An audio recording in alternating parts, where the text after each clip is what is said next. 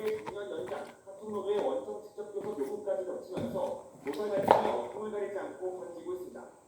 국가 경제 현장에서 지금 어떻게 보면 높게 보면 조로의 어떤 기회가 왔고 기업의 경제 활동이라든지 기업의 어떤 활동이 조례되는 그런 것도 막아야 되기 때문에 정부가 좀 가운데 서서 두 입장에 대한 적절한 타협점을 찾아야 됩니다. 완성차와 조선, 철강 노사 모두 여름철 휴가철 이전에 타결을 목표로 소송을 이어가고 있지만 성과급을 둘러싼 갈등과 파업이 장기화할 가능성도 적지 않을 것으로 전망되고 있습니다. YTN 박대입니다. 최근 우리 사회에서 가장 뜨거운 주제 중 하나가 주식이죠. 주식을 하는 사람들은 그치만 주가의 급락 때문에 힘들어하고 수익을 봤다는 사람을 옆에서 보면서 속 쓰려하는데요. 이게 심해지면 이른바 주식 우울증으로 나아갈 수 있다는 분석입니다. 김주영 기자가 보도합니다.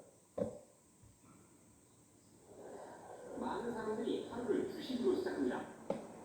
특히 최근 변동성이 큰 주가가 요동칠 때마다 기분도 요동치기 마련입니다.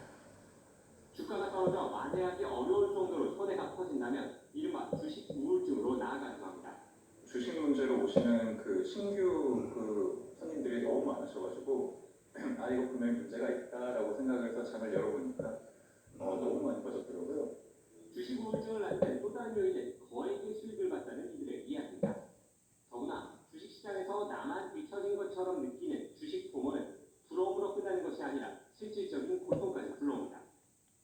유명 과학잡지 사이언스에 실린 연구를 보면 남들이 잘 돼 질투를 느낄 때 활성화되는 뇌의 영역은 몸이 칼에 찔렸을 때 비명을 지르게 만드는 영역과 같았습니다.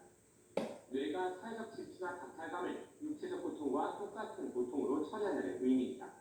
한국방에서 누가 나는 익절해가지고 2억 벌었다. 이걸 보면은 그 충격이 칼에 찔린 것과 불에 대인 것과 똑같고 전치 4주 정도의 통증을 느끼는 뇌 부위가 증명이 됐습니다.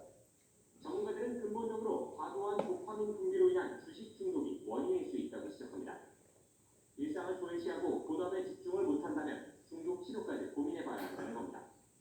주식과 거리를 두고 일상에 집중하려는 노력을 해야 하지만 스스로 어려운 정도라면 전문가의 검진을 받아볼 필요가 있다고 설명합니다.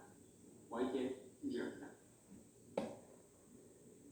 정치권 소식 알아봅니다. 이재명 대통령 지지율이 하락했다는 여론조사 결과가 잇따라 나왔습니다. 유시민 작가의 날편 발언에 한미 관계 파열음까지 변수가 잇따르고 있는데 오늘 23일 열릴 부동산 대토론회가 여론에 미칠 영향도 관심입니다. 정인용 기자입니다. 이재명 대통령 지지율이 MBS에 이어 한국갤럽 조사에서도 하락한 것으로 나타났습니다. 3대 메가 프로젝트 추진에 이어 나토 몽골 순방으로 지지율 반등 흐름이 예상됐지만 소폭 하락하며 정체 흐름을 보인 겁니다. 응답자의 소수였지만 주식시장 대응이 새로운 부정평가 이유로 등장했는데 주가 변동의 주요 원인으로 지목된 삼성전자와 SK하이닉스 단일 종목 레버리지 ETF가 영향을 미친 걸로 보입니다. 자, 한국권에서 저희도 이익 때문에 싫었죠. 예, 그렇죠. 뭐한테 제가 잘 신속하게 말해놨다고 하시고요. 그동안 대응책을 논의 후 금융당국은 대통령 발언 하루 뒤 기본 예탁금을 늘리는 등 해당 상품 투자 효과를 강화하는 보완책을 내놓기도 했습니다. 하지만 문제는 또 있습니다. 여권 대표 논객인 유시민 작가가 이 대통령의 정계구상과 검찰개혁에 쓴소리를 내고 있다는 점입니다. 청와대는 대응을 자제하고 있는데 민주당 전당대회와 맞물려 진영내 분열 우려가 제기되고 있습니다. 특정인의 발언에 대해서는 별도 입장을 가지거나 별도 대응하지 않습니다.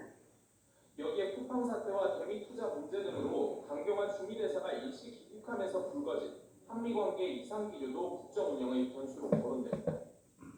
청와대는 관련 경제부처는 물론 강 대사가 함께 참석하는 국가안전보장위 NSC 상임위원회까지 열며 파장 최소화에 주력했지만 야권에선 비판의 목소리가 제기됐습니다.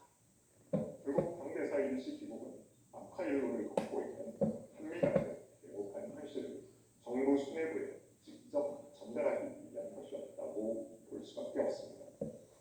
청와대는 아울러 수도권 민심과 직결되는 부동산 문제에도 촉각을 곤두세우고 있습니다. 이르면 이달 말 세제 개편안 발표를 앞두고 오는 23일 대통령이 참석하는 토론회가 열리는데 이를 통해 해법을 찾고 반전의 계기를 모색할 수 있을지 주목됩니다. YTN 정인용입니다. 정말 반이 지났지만 여전히 반쪽으로 운영되고 있습니다. 여야 모두 내공 상황까지 맞물리면서 국회 정상화는 여전히 활로를 찾지 못하는 분위기입니다. 임성재 기자가 보도합니다. 8.17 전당대회를 앞둔 최근 민주당 최고위는 하루하루가 긴장의 연속이었습니다. 개파간 당권 대리전이 가열되면서 이 전당대회 룰세팅을 놓고 얼굴 붉힐 일이 많아진 겁니다.